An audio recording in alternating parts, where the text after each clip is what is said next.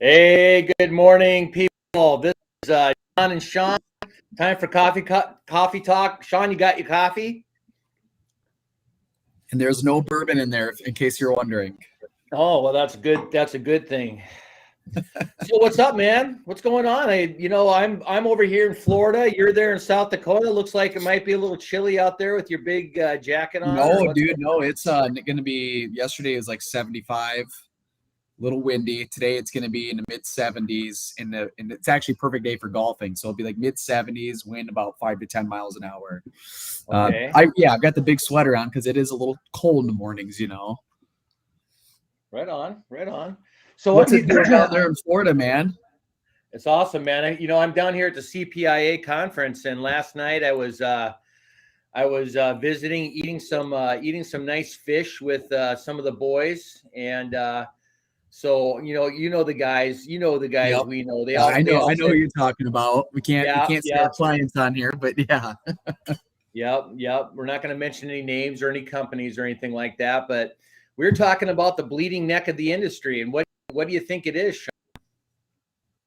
I guess I don't know. I suppose trying to find talent doesn't matter if it's painters or the Well, paint shortage. I mean, there's just a lot. There's just a lot of crap going on. yeah, we're hearing about paint shortages, and ordering turnaround times. We Yep. certainly are hearing about workers in the field.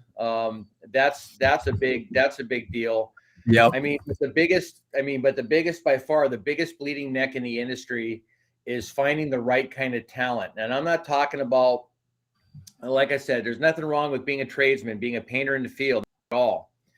Uh, these folks are all talking about it. The very fact that they just cannot get good quality office people with good experience, project managers, estimators, even superintendents, field project managers, superintendents. There's a war for talent out there, and companies are wanting to grow, companies are wanting to expand, but they just can't find the talent. It's really difficult. Yeah, man. Welcome. Yeah, we know all about it. It's a very difficult time right now for everyone. Um, and I don't.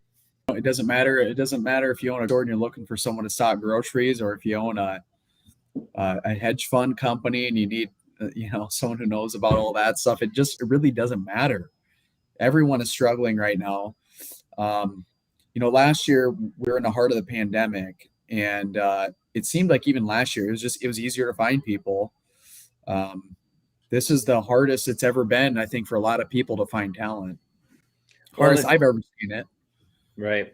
It's like they're willing, finding people that are willing to make a change. That's the Yeah. that's the big key. I know that one of the owners last night was talking about, we can. The thing is that what we have to do sometimes is, and we know, you and I both know, Sean, that making a change for money, that's not the number one reason. But boy, what they're talking about is bringing people on and having to pay them a bunch of money, and it upsets the apple cart. And really, literally, they have to redo their entire pay structure. Yes. It's it's crazy, where they, from top to bottom, where they have to do it, but they have to do it. I mean, they're over a barrel. Um, but we talk about it all the time, Sean. Right now, I believe companies need to get very, very creative when it comes to hiring talent. We talked about the interview process last week. We talked about the interview process. We went in very much in depth about, um, you know don't talk about the resume. You've already read the resume. That's what got Right. the person in front of you. Go do something different. Do something more effective with your time during a job interview. Um, we've talked about it before, where we talked about, maybe making a hybrid, like a hybrid, option where people can work part of the time from home, part of the time from work. Yeah. You got to that's get that's big. creative. Yeah, that's big. I mean, it's no secret people want to work not just from home, but they want to work from anywhere. They want to hop in their RV and they want to pump out an estimate or make phone calls or deal with whatever they have to deal with in the RV or on the beach or at home, at the park, wherever it is. I mean, that's the way that the world is moving. So That's the way. That's why I love about our what I love about our job, Shaun. I mean, how Right. many Yeah. deals have we closed on the golf course? How many Yeah. times I have mean, we it's been, just, you know? and our job is different to some extent that we can do it, from anywhere.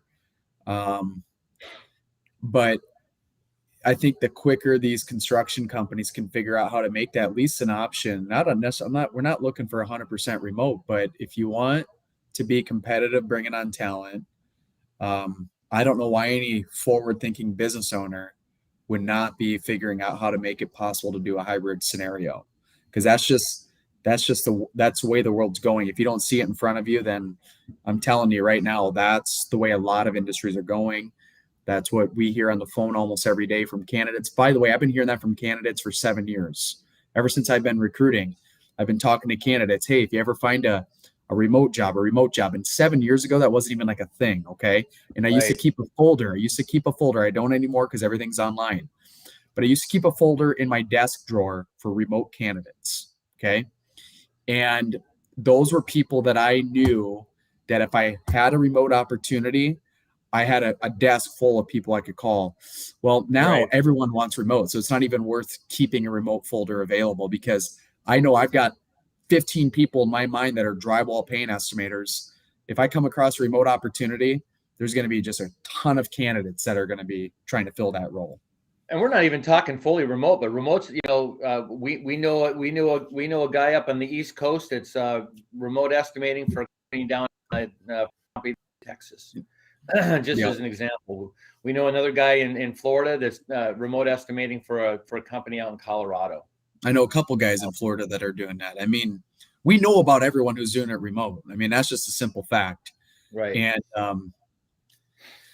But yeah, we're talking, when we're talking about a hybrid option, if you got somebody, for example, in Washington D.C. in the Washington D.C. market, anybody yeah, that's been to Washington D.C. knows it's hell to get into that town. right. So wouldn't it be much more efficient to have somebody, come in the office a couple days a week when you're having a team meeting or something like that, just to keep the stuff going? But having that hybrid option where you can do your job from home or from the truck is a lot better option, especially in towns like that. But anyway, I digress. That's the biggest bleeding neck, and I got to tell you something. I do want to say something. I do want to kind of throw out a kind of an advertisement, I guess. The CPIA, the Commercial Painting Industry Association, is hosting first. It's first. I don't know. We can call it a convention. Yeah, it's a convention. They're calling it a leadership conference, which is really I like cool. that. That's cool. The thing that sets the CPIA apart, if you're a commercial painting company out there and you're struggling to grow and you've got questions about what do I need to do to market my company better? What do I need to do to of course we talk about this too, find good talent, build a good culture. What do we need to do? What can we do to do that? This is a organization that doesn't just talk about paint rollers and paint sprayers and the how to put paint on the walls. They do that too, but what they do is they teach people that are in the companies, not just company owners, but also project managers, superintendents. They've got superintendents here, they've got project managers, they got estimators, they got company owners here, and they're talking about leadership. They're talking about how to organize their day. They're talking about how to be more efficient, stuff like that. And this organization also has mastermind groups. They don't call them that, but they get together and they bounce ideas off of each other, talk about leadership, talk about growth, talk about all that kind of stuff. So if you're a commercial painting company, large or small, this is I got to tell you right now, this is a fantastic investment. I think you ought to become a part of it. If you have any questions about it, you can call myself. You can call Shaun. We'll connect you with the right people. But this organization is a phenomenal organization. If you want to grow your painting company, if you just want to talk with like-minded people, man, you should definitely consider becoming a part of it. Right. And I think Yeah, when you say grow, it's not just about, increasing your revenue or increasing your workload or anything like that. It's really truly from the inside out, right? It's Right. teaching business owners and like-minded employees to, yeah, to become leaders and to grow professionally. And then, obviously when those things are all going on, the revenue and the profit margins all kind of follow that mindset, you know. Yeah, that is, it's just, it is about, it is, the leadership conferences are, we've got a couple speakers and that's what they're talking about. They're talking about mindset. They're talking about, Do you have any idea of who any of the speakers are? Do you have a schedule? I do, I do. I'd have to grab this up here.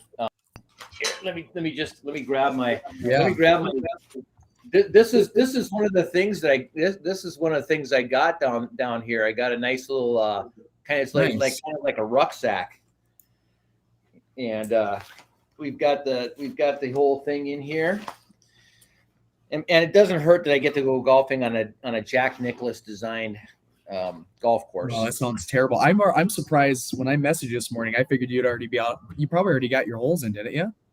No, we're going out as a group later today, but they've got a 9-hole putting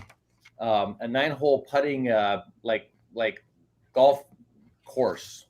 What do you mean? You just putt? I haven't been down there to see it yet, but Is it just like a? Wow. Okay. let's see here. They don't tell me who the well, they do tell you who the speakers are. So they got Sean Snaith is speaking on the economic outlook for U.S. businesses. And then another one, Dwayne DeVille, is talking about projecting your business 5 years into the future. Okay. Another conference session, the plan to achieve your goals. That's again Dwayne DeVille. So they're talking about goal setting. They're talking about Yeah. not just goal setting, but planning also for the future. planning into the future.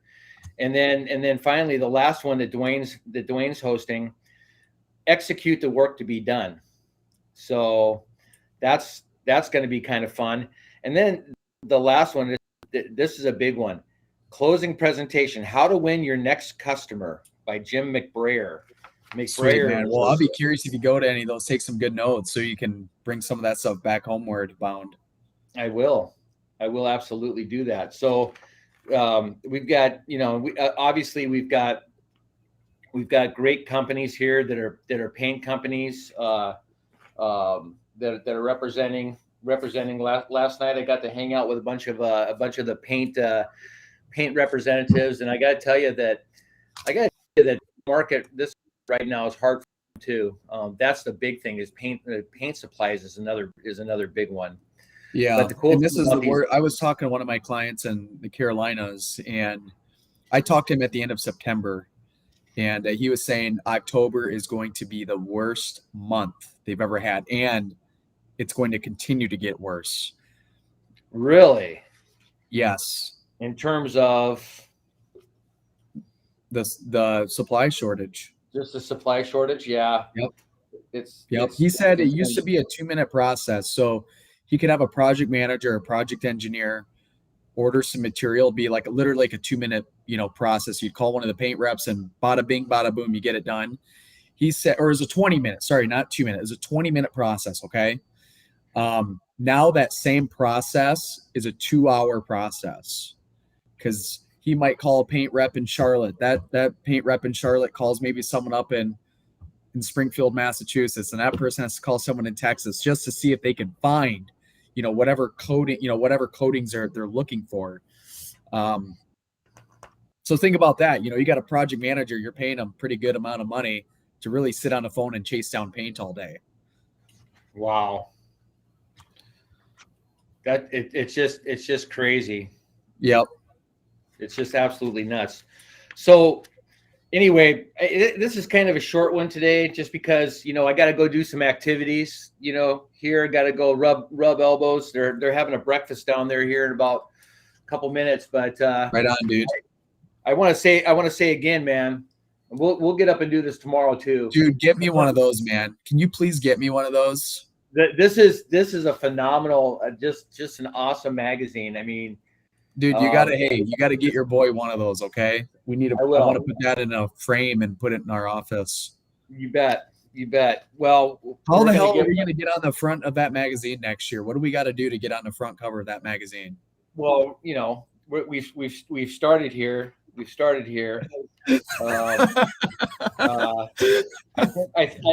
will try not to be on the front of the magazine for the wrong that way. So okay. All right, bro. Okay, all right. Well, we'll talk later, man. Have a good one. Peace.